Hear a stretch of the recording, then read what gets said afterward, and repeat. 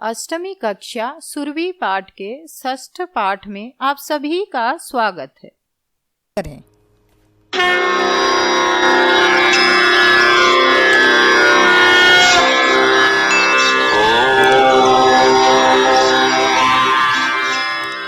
प्यारे बच्चों, आज हम पढ़ेंगे मधुराणि वचनानि। मीतं च सारं च वचो ही वाग्मिता। अल्प और सारयुक्त बात ही बोलने की कला होती है। ऐसे ही थोड़े से बातों में आज हम बहुत कुछ जानेंगे। उन छोटे से लाइनों में आप आपका फीलिंग्स को समझ पाएंगे। तो पढ़ते हैं मधुराणि वचनानि।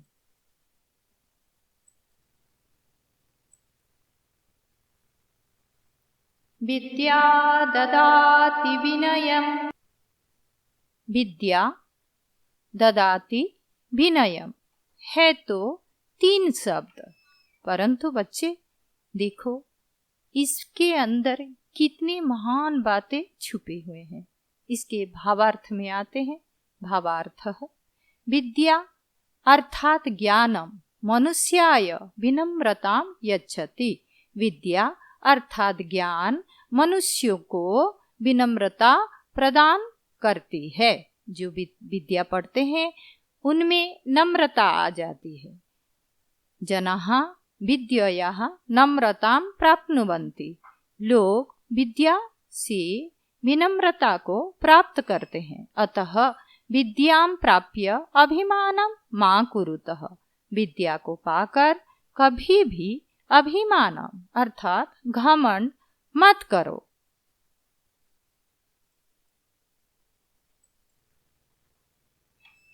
जननी जन्मभूमिश्च स्वर्गादपि गरीयसी।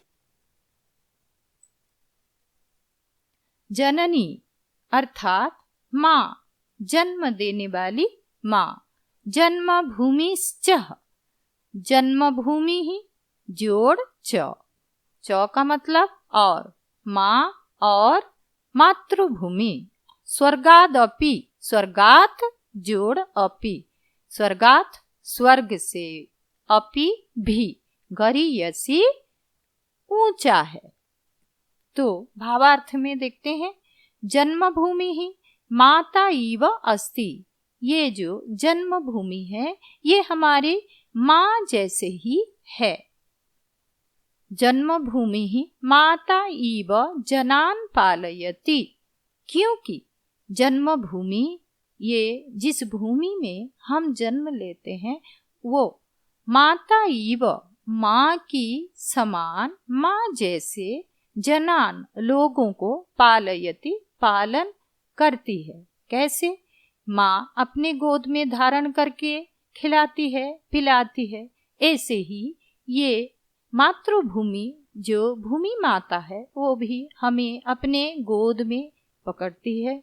चलने हम उसके गोद में ही दौड़ते हैं, खेलते हैं, बड़े होते हैं और उसी से उत्पन्न अनाज को खा करके, पी करके, उसी के जल को पी करके हम बड़े होते हैं। इसीलिए जन्मभूमि को और माँ को एक समान बताया गया है।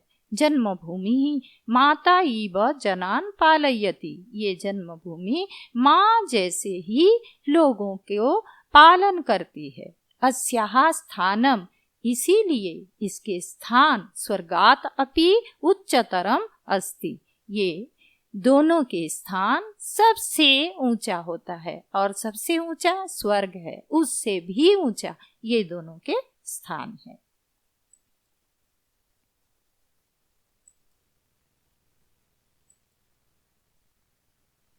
बुद्धिर्यस्य बलं तस्य। बुद्धिर्यस्य, बुद्धि ही जोड़ यस्य, जिसका बुद्धि, बलम तस्य, उसका बल। जिसका बुद्धि होता है उसका ही बल होता है। इसमें भावार्थ में चलते हैं। बुद्धि ही एव मनुष्यस्य वास्तविकम बलमस्ति। बुद्धि ही मनुष्य का वास्तविक बल होता है।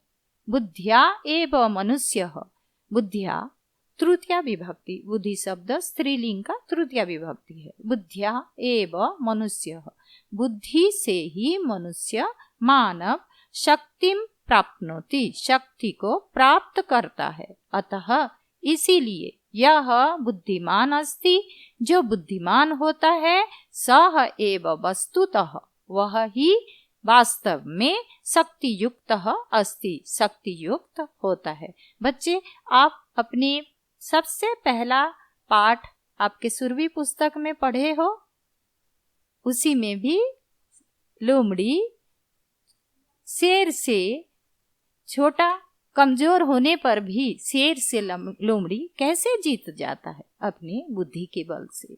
इसी तरह बुद्धि ही हमेशा बल होता है।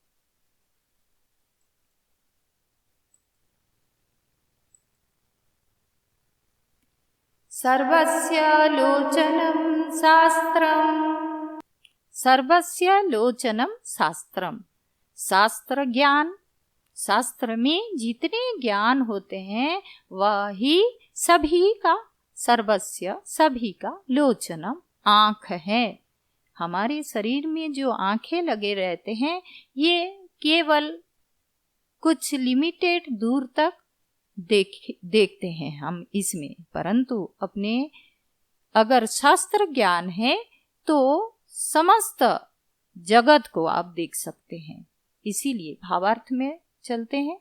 शास्त्राणाम ज्ञानम एव मनुष्यस्य वास्तविकम नेत्रम अस्ति, शास्त्राणाम ज्ञानम एव, शास्त्रों के ज्ञान ही मनुष्यस्य, मनुष्य का वास्तविकम नेत्रम अस्ति, वास्तविक नेत्र है।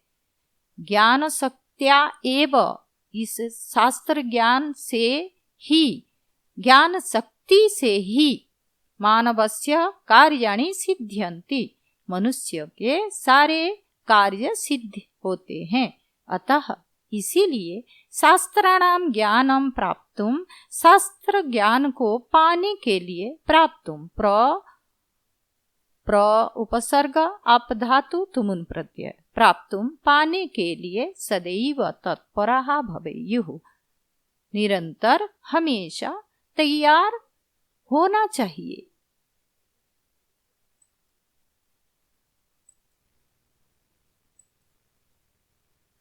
सत्यमेव जयते न अनृतम्, सत्यम जोड़ एव, सत्यमेव, सत्य ही, जयते, सत्य का ही जय होता है, विजय होता है। न अनृतम, न कि असत्य का। भावार्थ, संसारे सत्यस्य एव जयः भवति, इस संसार में, इस दुनिया में केवल सच्चाई का ही जीत होता है, न तो असत्यस्य। अनृतम का मतलब है असत्य, न तो असत्यस्य, असत्य का नहीं। अतः इसीलिए सर्वदा सत्यम वदन्तु, बच्चे हमेशा सत्य बोलो।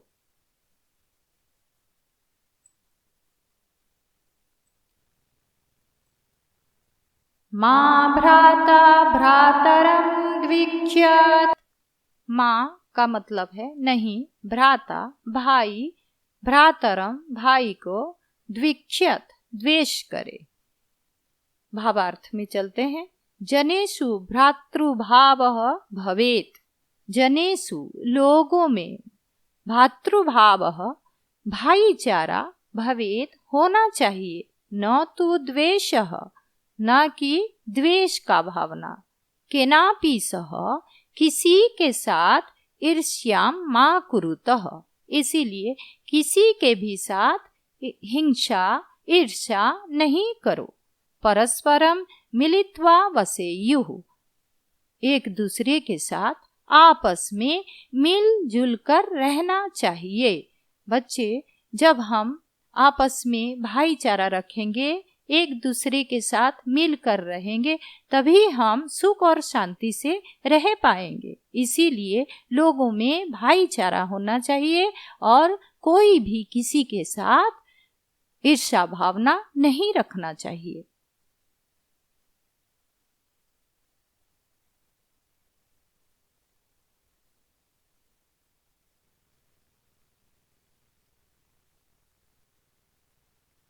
आलस्यं हि मनुष्याणां शरीरस्थो महान् रिपुः। आलस्य, लेजीनेस, ही का मतलब ही, लेजीनेस ही मनुष्याणाम, मनुष्यों का, शरीरस्थो, शरीरस्थो, शरीरस्थः, शरीर में रहने वाला, महान रिपु, सबसे बड़ा, रिपुः शत्रु। बच्चे, आलस्य रूपी जो गुण होता है वो मनुष्य को कुछ भी करने नहीं देता। मनुष्य सोचता है कि मेरे शत्रु ये है, मेरे शत्रु वो है, मेरे शत्रु मेरे आगे है, मेरे पीछे है, परंतु ऐसा कोई बात नहीं, कुछ भी ऐसा नहीं होता। मनुष्यों का शत्रु तो अपने शरीर के अंदर ही होता है और वो है आलस्य। तो भावार्थ में देखते हैं, अस्माकं शत्रुः अस्माकं शरीरे एव अस्ति। अस्माकं शत्रुः, हमारे शत्रु, हमारे दुश्मन, अस्माकं शरीरे एव, हमारे शरीरे, शरीर में, एव ही अस्ति है। एषः शत्रु कः, यह शत्रु कौन है? आलस्यम, यह शत्रु आलस्यम है, लेजीनेस है, आलस्य है। आलस्यम एव वस्तुतः, आलस्य ही वास्तव में अस्माकं शत्रु अस्ति, हमारे शत्रु है। अतः इसीलिए आलस्यम मा कुरुतः। बच्चों, इसीलिए कभी भी आलस्य मत करो और सही वक्त पर अपना हर काम को करो।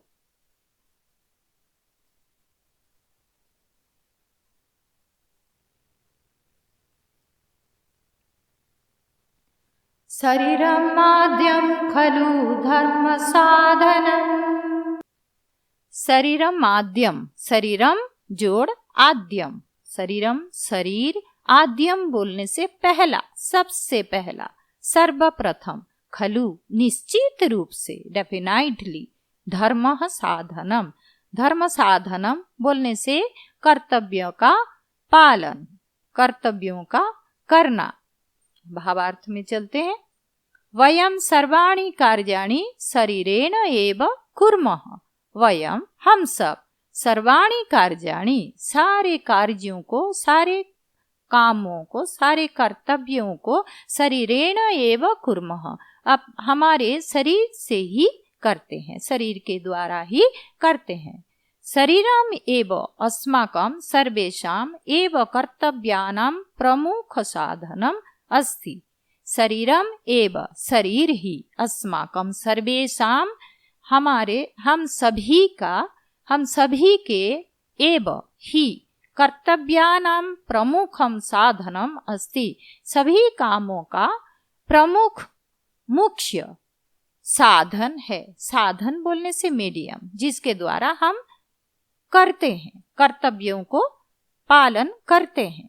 धर्मस्य पालनस्य साधनम अस्ति। धर्मस्य पालनस्य, यहाँ धर्म बोलने से कोई पूजा पाठ नहीं है।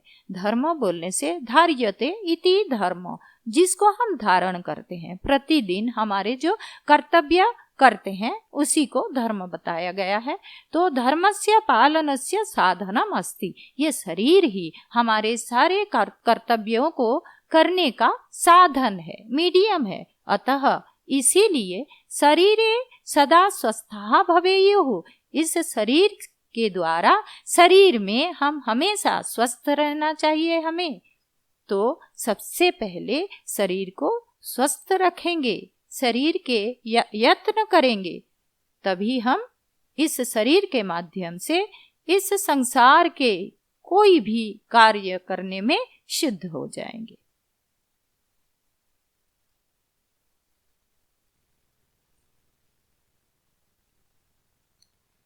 न धर्म वृद्धेषु वयः समीक्ष्यते।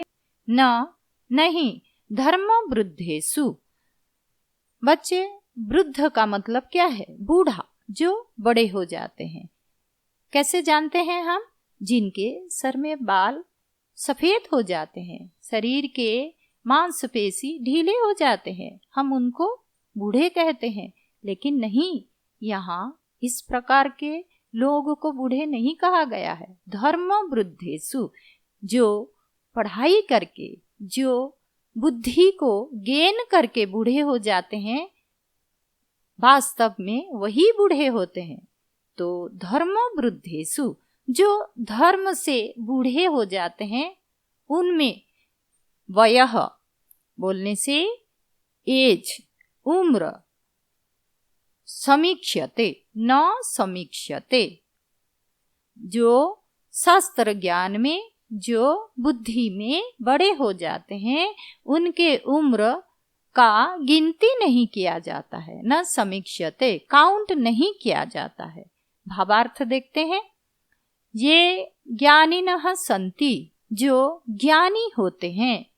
गुणिनः सन्ति, जो गुणवान होते हैं, अनेक अच्छे गुणों को धारण करते हैं। कर्तव्य पालने च सिद्धाः सन्ति, और जो अपने कर्तव्य को निभाने में, पालन करने में सिद्ध होते हैं। तेषां, उनका, ज्ञानस्य, ज्ञान का, गुणानां, गुणों का, कर्तव्य पालनस्य शक्तेः एव, उनका कर्तव्य पालन करने के शक्ति का ही महत्वं भवति, महत्व होता है, इम्पोर्टेंस होता है। ते यदि बालाः अपि भवन्ति, वे बोलने से कौन? इस प्रकार ज्ञानवान, गुणी और कर्तव्य पालन में जो सिद्धहस्त होते हैं, वे यदि अगर बालाः अपि भवन्ति, वे अगर बच्चे भी होते हैं, छोटे होकर के भी इतने गुणों को धारण करते हैं, तथापि तो भी पूजा योग्यः, पूजा के योग्य, सम्मान योग्यः च, और सम्मान के योग्य होते हैं। वहाँ उनका उम्र देखा नहीं जाता है। भले ही कोई एक छोटा बच्चा हो, उसके आगे सब अपने सर झुका देते हैं, उनके उम्र को नहीं, उनके ज्ञान के आगे।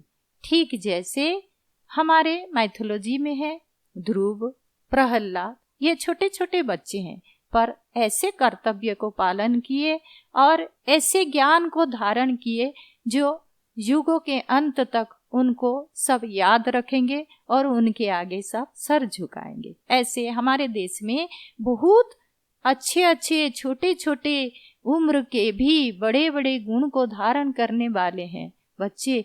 आप सब भी उन्हीं के जैसे बन सकते हो।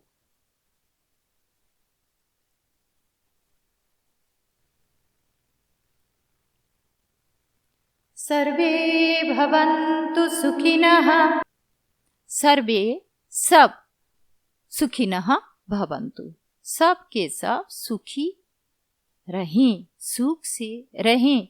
ये हमारे वेद वाक्य है। यहाँ ये वाक्य हमारे सभ्यता और संस्कृति के मूल मंत्र है। छोटा सा वाक्य कितना बड़ा बात समझा रहा है हमें।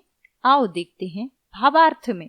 अस्मिन् संसारे सर्वे सुखं प्राप्नुयुः इति एव अस्माकं इच्छा अस्ति। हमारे ऋषि मुनियों के इच्छा है, हमारे ईश्वर के इच्छा है। अस्मिन् संसारे, इस संसार में, इस दुनिया में, सर्वे सुखम प्राप्नुयुः, सब सभी सुख को प्राप्त करें। इति ऐसे, इति एव ऐसा ही, अस्माकं इच्छा अस्ति ऐसा ही हमारे इच्छा है। अस्मिन् संसारे, इस संसार में, कोऽपि दुखी न भवेत्, कोई भी दुखी ना होवे। सर्वे सुखयुक्तः भवेयुः, सब सुख से जुड़े हुए रहे, सभी को सुख प्राप्त हो, ऐसा हम सभी का इच्छा है। अर्थात ऐसा ईश्वर का इच्छा है, ऐसा हमारे ऋषि मुनियों का इच्छा है। तो सब सुख से रहें। प्यारे बच्चों, ये आपका मधुराणि वचनानि पाठ था।